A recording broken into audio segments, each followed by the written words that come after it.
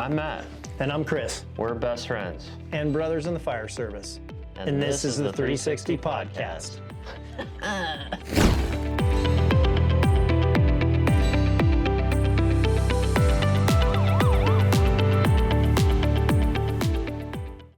I didn't think we were done with the intro because I was going to introduce Manny. Just chop it up. Now Okay, it's not, follow like my forced. lead. Welcome to 360 Podcast. I'm Chris. This is Matt. This is our special guest, Manny Martinez, firefighter paramedic extraordinaire.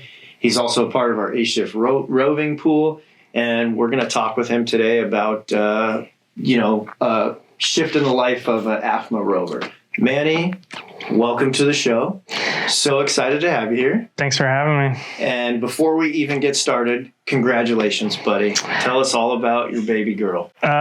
She was born on November 21st, a little bit unexpected. But she's in the NICU and doing good, happy, growing like crazy. So it's been a wild couple weeks, but sure. just. You guys good? Do you need anything? Is there anything? No, we're doing good. We're just in a routine and going to the hospital every day, checking up on her, and hanging out with her as much as we can. That's awesome. And all the staff at Scottsdale Shea, where she's at, have been phenomenal and have answered every question we have and a lot that we didn't. So Good for you guys, man. Yeah, it's been great. That's great. Your life's going to change, man. Yeah. Baby girls are awesome. Your own badge to get in and out easier now. I'm sure you guys are there every day. Nah, I just walk in. They know me, like a VIP type deal. They're like, Well, you're always just a hit the VIP. button. You're very important, Papa.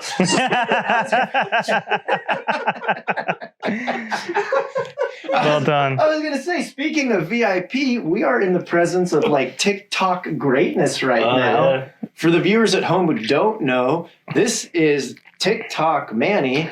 Yeah. Over, I think, 1,000 views on your best video.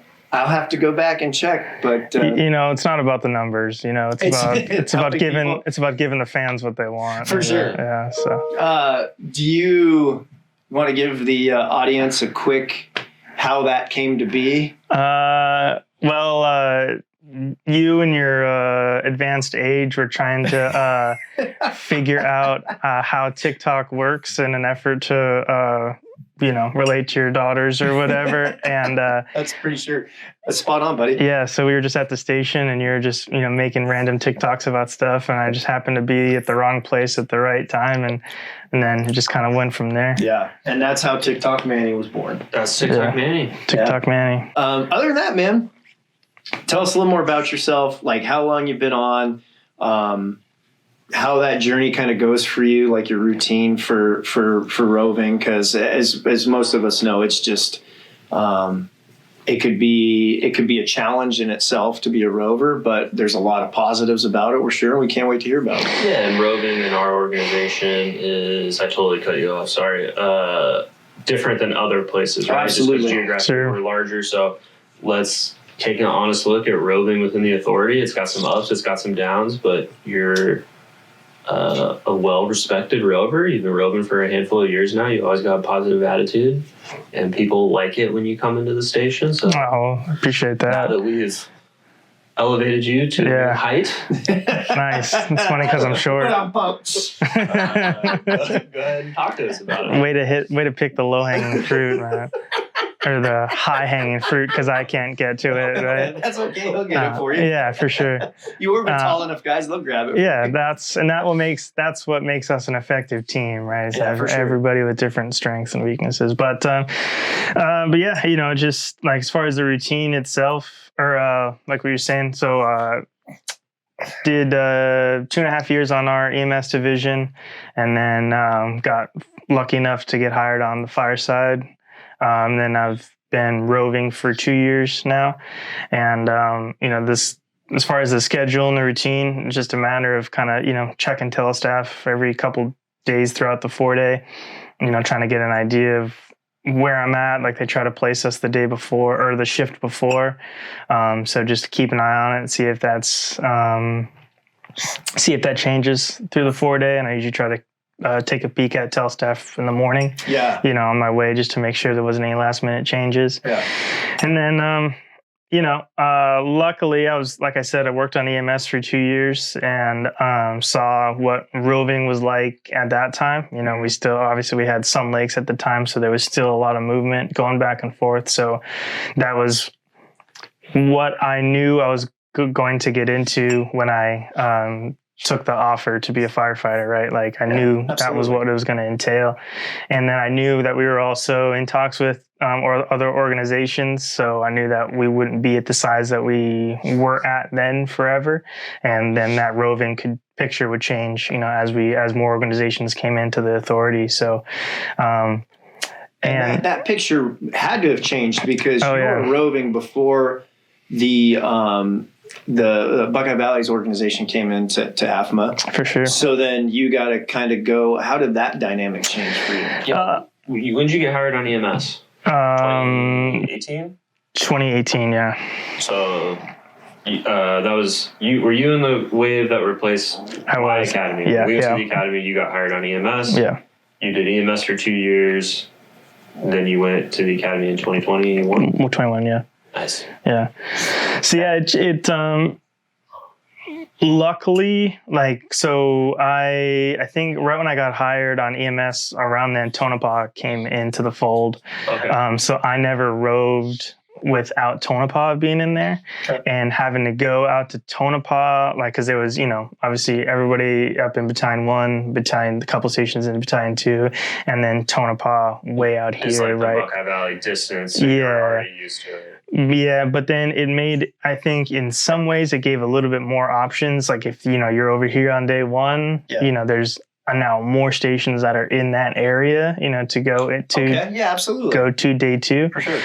But just within that Battalion 3 area, there's just so many stations that are already spread out as it is, But like I said, I knew that was part of what being a firefighter, a young firefighter in AFMA was moving around and bouncing from station to station. So, and I feel like between my time in EMS, seeing firefighters drove around, the first part of roving to now, some things have gotten better. I feel like it's definitely on the forefront of management's mind, and trying to fix the problem. And I think they've done a decent job of making some things better and trying to ease it as much as possible. Sure. Yeah, but I think it's the preferred area, right? Yeah. This is cool, and they had a big meeting about that and let people speak, which felt good. Well, it's definitely a hot topic for sure. With administration, they got to try and keep on top of that stuff. And I mean, as the years progress and more departments come into the authority, we're going to have. I hope it's not always starting over, but we're going to have a good foundation for sure, at least for future rovers, right? For sure. So, and I think as the bigger we get, I feel like in some ways the less of a problem that it'll be, right? Because if we have, 30 rovers all over the place, and say 10 stations in each corner of the map, then it's easier to keep those people in that area, right? Absolutely. To have a rover dedicated to Battalion 2 just doesn't make sense, right? Because there's just the 2 stations, right? It's hard to have that much. Openings. Yeah, you know what I mean? So I feel like as we grow and as more departments enter the fold, I feel like that'll kind of ease that process a little bit, like it did with Tonopah and Buckeye Valley, kind of having that in there. And as the pool gets bigger, because a big part of it is CERT, so that pool, instead of being 10 rovers with 3 medics, it'll be 15, 20 rovers with 10 medics. Yeah. Now, instead of saying Manny, I'm sorry, we need a medic. We needed a medic in Buckeye Valley today, and tomorrow we need one in North County. You're the only unplaced medic. For sure. You're going to drive, right? For sure. So it's just, we're moving along. We're making those changes. We're learning. But what do you like about roving? Just the fact that, you get to go around and work with different crews in different areas. I think one of the biggest selling points for AFMA as a whole is how diverse of a department that we are. You know, you have like a regular like city type stuff with, you know, Sun City West and Sun Lakes. You know, you have super rural, like, you know, in Buckeye Valley, and then kind of a little bit in between, like with 104 and stuff like that. So just kind of getting to go to all of those different places, and each area kind of has its own personality with the crews, and working with different agencies, and the interactions with different agencies are different. And then too, like I like 2 shifts ago, I started out at 326 for the first day, and then got bumped to work the motocross race event for the like from 8 to 5.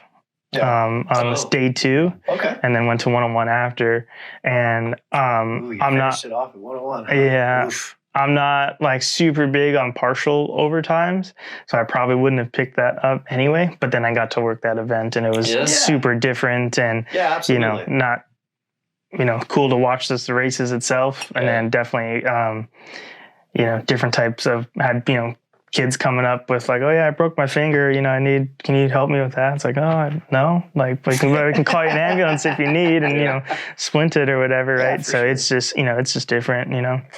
Yeah. So that's fun. And I always, you know, everybody rows, right? For the most part, it's a chapter in everybody's career. Yeah. I loved that you got, like, there are ups and downs, and one of the ups was like you got to see everybody, right? Where now, once you bid a spot, you're relatively locked in. You get moved from time to time, but for the most part, you spend most of your time at that station with the same people. And when you're roving, you got to keep up those relationships where, like, now I see some of those people I won't see maybe once or twice a year, but the years that I roved, I would see them every other month.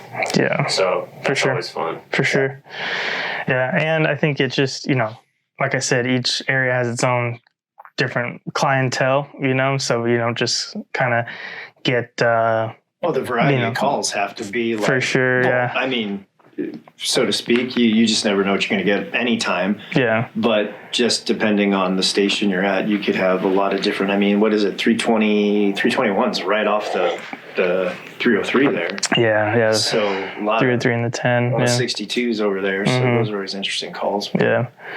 So yeah, it's, I like it so far. I mean, I've had a couple longer term like temp spots in the last couple of years. So, and you know, it like breaks it up. Yeah, and some spots it's like, man, this is awesome to stay here. But then some spots it's like, you know, all right, you know, I kind of want to get back out there and, you know, start moving around again, you know. So I enjoyed roving until I was ready to bid a spot, and I didn't see that like I had no complaints, no problem. Roving was a blast, and then it was just like, okay, I'm ready. Like I enjoyed bumping around. I enjoyed learning from a bunch of different people. I didn't even think about like, hey, when is the spot opening up? And I want to bid. And then all of a sudden it was just like, oh, I hit that point. And I feel like that's what happens for a lot of people. It's like, hey, this is a great time. And then you get to a point in your career where you're like, I want some more stability. I want to know where I'm going in the morning. I want to know who I'm working with, how the call is going to go. But for sure, it's not a bad gig. It's just different. Yeah. And I think, unfortunately, there's, you know, pros and cons to everything, right? Oh, absolutely. Yeah. And I think, you know, while like I said, a lot of things are being worked through and trying to be fixed, you know, there's a lot of it that's just, you know, that it just sucks, and you know, there's just not a whole lot that can be done. Sure. But I think one of the biggest things is consistency between, because each shift handles their own people. Yeah, absolutely. And I've just, you know, one of the things I've noticed is that just is somewhat of some inconsistency between the shifts, and you know, as far as how that gets handled. But then also there's so many different people that have their hands in that pot, moving people around between the, you know, regular vacations and sick and all that stuff, that, you know, there's just, it's bound to get kind of jumbled up at some point. You know, that's a lot of behind the scenes stuff, and a lot of it's done at 101. So at least on my shift, I get to kind of see how that stuff plays out. For sure. the BSOs do everything they can to try and make it convenient for everybody, but there are certain situations, man, where it's unavoidable, right? Sure. Somebody calls out sick, somebody goes home sick, and falls on the rover to kind of fill that void. Yeah. But what do you think? I mean, I don't want to go down a negative path, but there is negative things about it. Is there one thing that just kind of irks you? I mean, don't incriminate yourself either. I mean, I don't put you on the spot. But, blur my face and change the voice, all that stuff. I mean, I didn't row for a long time, so How long did you row for? 8 months maybe before I got my spot. Basically a Joe Garcia over here. Yeah. Right out of into a spot. Well, I'm kind of questioning that now, 5.5 years later, like why are you even a part of this episode? Go. I don't know. I don't know nothing of roving. Yeah. Well, it was just like the amount of luggage. For sure. The bins that it takes to pack up all and I'm like, my wife would tell me, why do you have so much stuff? I'm a 2-pillow kind of guy. I have to have 2 pillows. She's all, get rid of a pillow. I'm like, you get rid of a pillow. I'm not getting rid of one of my pillows when I row. Yeah. So, stuff like that. Yeah, and I think it's just like, I mean, I think like a lot of firefighters and stuff, you got to get your routine down and get all your creature comforts, right? And then, you just get used to it, moving everything around. But another thing we can't control, right? And like our entire day is out of our control. And so we say that we like routines, but really I think it's that we can't control what call we're going on or when it's going to happen or what it's going to be. So we try and control all the other stuff in our day to make us feel comfortable. And roving throws a wrench into that, right? For sure, so you don't know where you're going. You don't know XYZ, blah, blah, blah.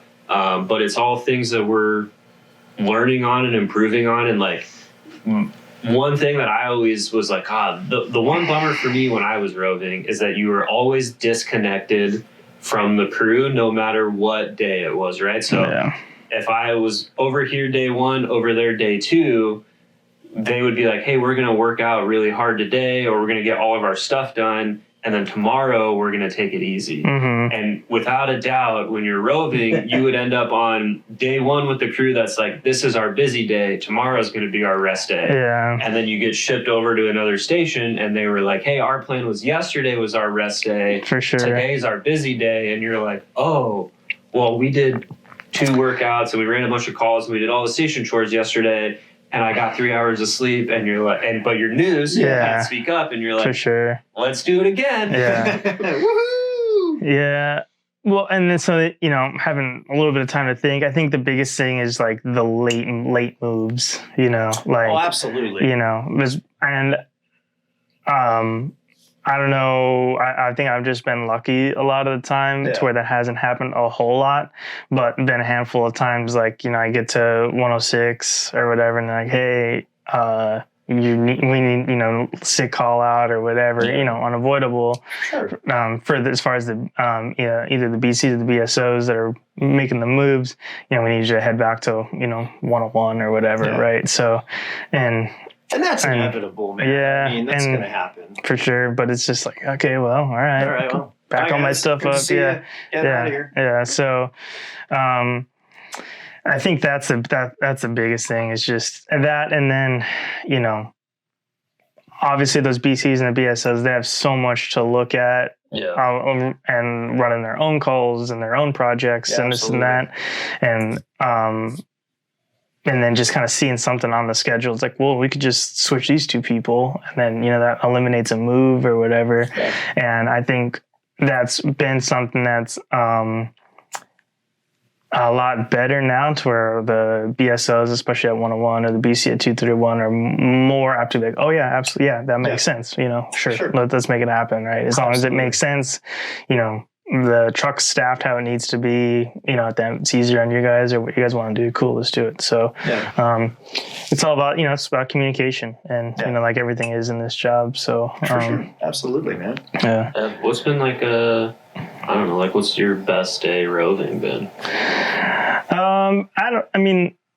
it's just about the crew, man, about who you're working with, So it was more on C than shift then? Before you did absolutely, day shift? absolutely. Yeah. It's just Figured as every day on C shift was better. It was just a blessing. Yeah. It's Just a great truly time. awesome. No, it's just all about, checking tell staff and, either the shift before or the day before or whatever. And you're like, oh, heck yeah. Like I'm on a really good crew, really good spot. Like it's going to be, I really hope I don't get that last minute move. Like it's going to be a good day, So I think that's the biggest thing. Like I'm not too big on like station preferences. It's more of the crew versus crew over the spot. That makes everything, right? For sure. Do you think personally like rovers are part of the information superhighway? I feel like rovers know more about what's going on in the authority. Yeah, the BLS pulse, as some of the guys call it, moving around like just like you were saying, Matt, like you're going all around. If there's some hot gossip or whatever at that crew, you were just over there and, so now you have so much to report when you go back to, the next place. And, Dude, when I was roving, there was at the time a little bit of tension between two stations. Yeah. And at one point I got accused of like going from one station to the next and stirring the pot and which would be crazy for you to do. Yeah, that would be like, that makes sense. The next time I showed up at that station where they were like, you're just here to find out what we're doing and tell everybody else, I walked around the whole day with one of those tiny little cop notepads in my shirt pocket. And anytime they started talking, I'd flip it open and like scribble in the paper and put it away. Yeah. Yeah, man. And like, I think, I don't know, nosy or whatever. So I like to know what's going on. So I think that's... I think we're all kind of gossip queens. Yeah, for sure. And, on the gossip or just, like policy changes or whatever, or procedure changes with the different areas, just with our neighbors or whatever. And I like to know about that kind of stuff. And I think it's easiest to know when you're working in that area, right? And you can know unless you work a bunch of overtime, the rovers are going to be the ones that are working in a bunch of different areas. So yeah, for sure. Most of our information comes from rovers. And then you play the game of like, okay, well, how accurate is this? Because I'm hearing it from this guy who heard it when he roved into that station. Yeah. And how many times have we played popcorn before it made it out to my area? Right? For sure, yeah. Which is always pretty funny. For sure. So I got two questions. What do you think has been your biggest takeaway from roving? I think, like you said, just being able to learn from a bunch of different people, and everybody's different way of doing the job that we all do, and but also too, like I'm a buff, I'm a nerd about this job, and I really like to hear about how the different entities that have kind of merged through the JPA process have got to be where they are, how Sun Lakes, like from the OG Sun Lakes guys, like how they went through everything that they got to then merge with AFMA, and same thing, Buckeye Valley, Whitman, Sun City West. Like, I just like hearing about all that history, and kind of, I think it, can explain a lot about how the guys, feel about different stuff, or just, it's just all everybody's story paints a big picture of who they are, today, right? Just in their life. And it's the same thing with the department, I feel like, in their cultural, views and everything like that. So I think, like I said, that's been really interesting, going around and hearing that firsthand. Second question. Well, and it's probably changed over time, right? What is your goal as a rover? Like, when you see who you're working with, what do you like hope that they think when they look at the schedule? What do you hope to leave when you get moved to the station the next day? I think just like everybody, right?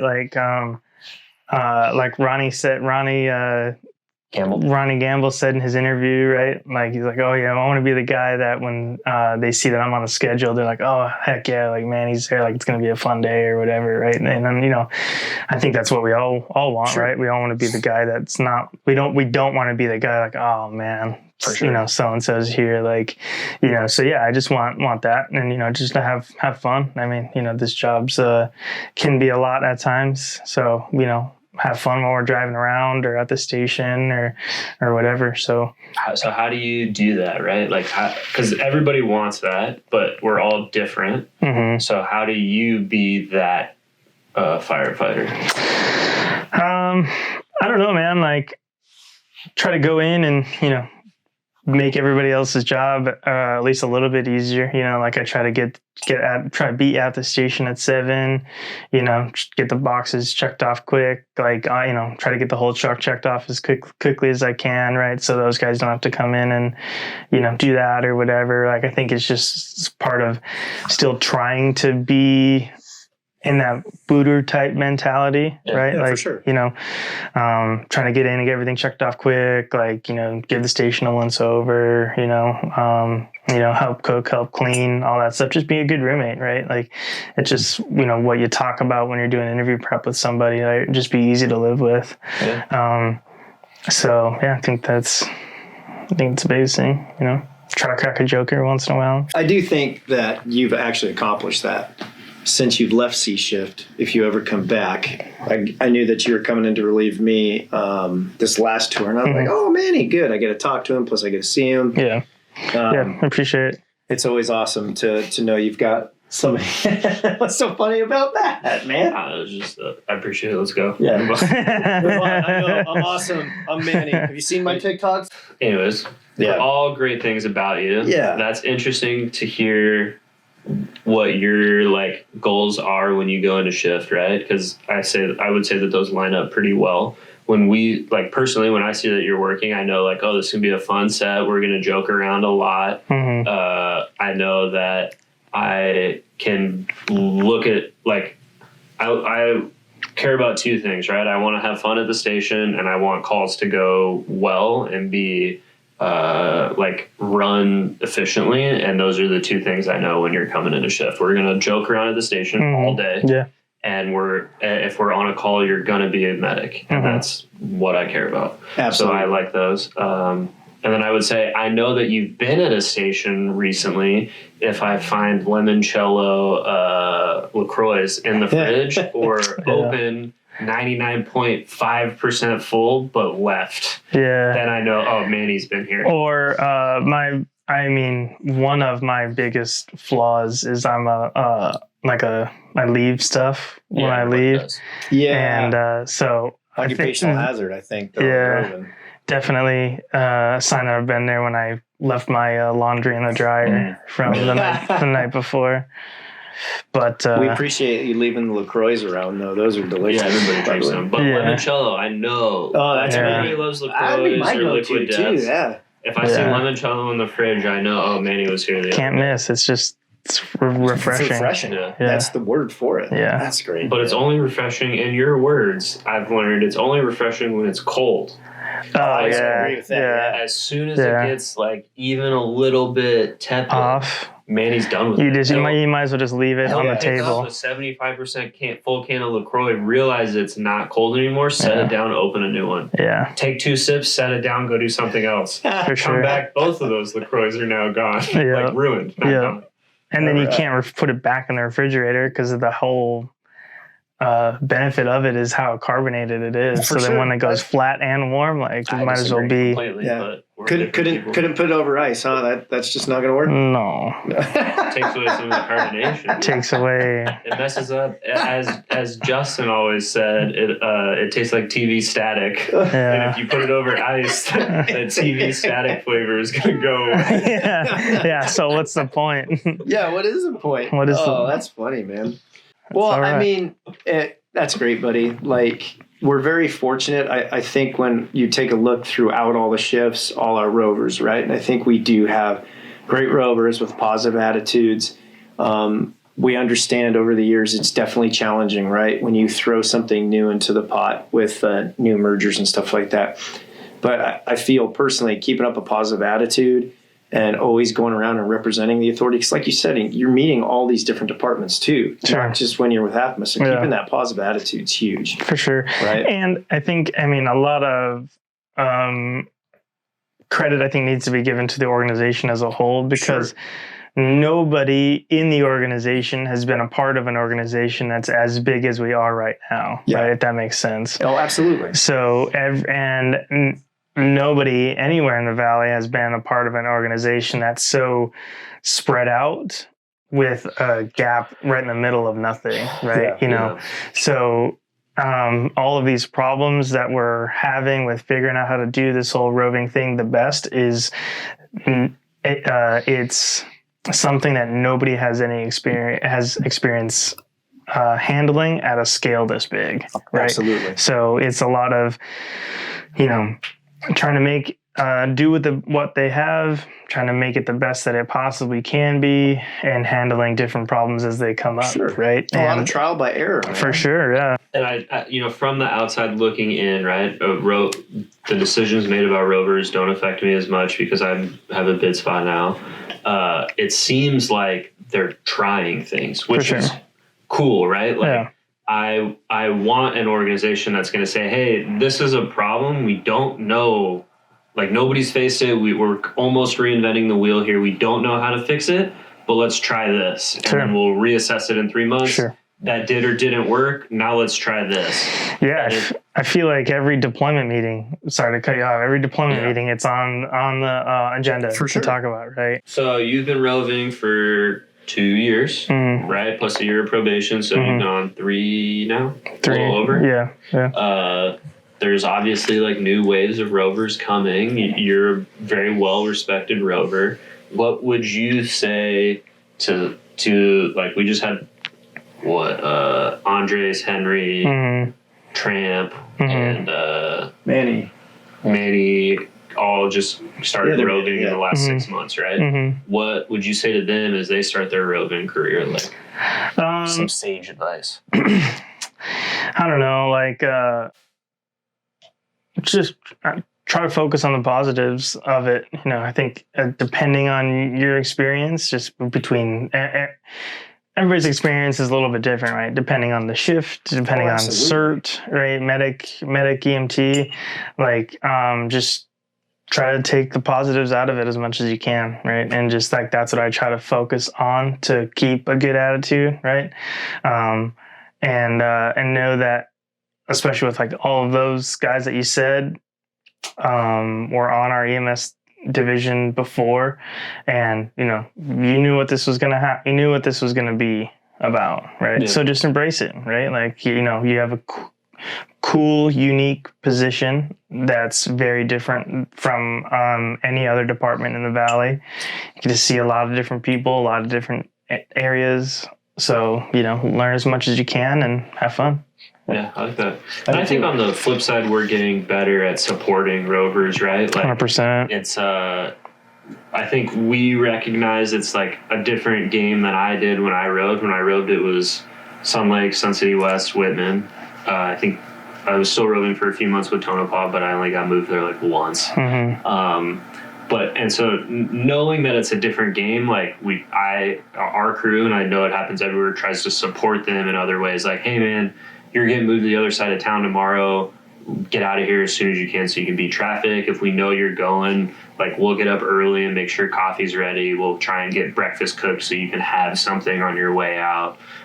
Or knowing that they're coming in, like we'll save food aside or be like, hey, you just came from there. Do you need to go straight to bed? Like you came from 101. Now you're here. Do you need to sleep? We've got everything taken care of. So I think both sides of that coin are getting better, and we're all kind of like moving through this as a team, like we do anything else. And Absolutely. Finding the hiccups as they come along. For sure. And I think that has a lot to do with the feedback that the rover pool is given to the administration, right? So there's plenty of ideas out there. If you're going to complain about something, unfortunately, probably nothing's going to get taken care of. But if you have a great idea, you just have to speak up, put it in an email, and you never know. It could take off, and then that could fix a little problem. Then, of course, like you said, all these other fires could happen. But I think that's what's awesome. And that's kind of how this whole, if I'm not mistaken, that the preferred came about, right? One of the rovers kind of brought it up and just said, hey, man, is it possible for us to do something like this? brought it up through the chain, came up the right way, and they're like, hey man, that's kind of a good idea. Let's try it out. And Sure. it helped alleviate some issues, Sure. right? Sure. So just being positive about it. And if you have a great idea, use your voice and see where we go with it, man. Yeah. I think with the labor group that we have right now, I think absolutely. they've done a phenomenal job on making everything very transparent, with every meeting being just one click away from, being able to be viewed. They're all recorded and all the Mac for you to kind of, if you didn't catch it, you can look back on it, right? Yeah. And it's all open forum. Not everybody can has a voting seat in the different committees, but if you have something you want to say, you can say it, right? Or pass it along, through the stewards and the trustees, and then they'll bring it up, right? So I think you hit the nail on the head that you can make your voice heard. You can make your voice heard, and you can be as informed as you want to be. Absolutely. Right? So for sure. Well, I mean, Manny, you're the best. Not only you're a great roving firefighter, a good friend. We're excited for your new chapter of your life. Yeah, definitely. And you got anything else, Matt? I want to thank you for coming on, buddy. Yeah, thank you guys for having me. Work. Try. And I'm sure we'll see you again. Absolutely. Don't forget to like and follow APMA 360 Podcast. Am I not supposed to say that?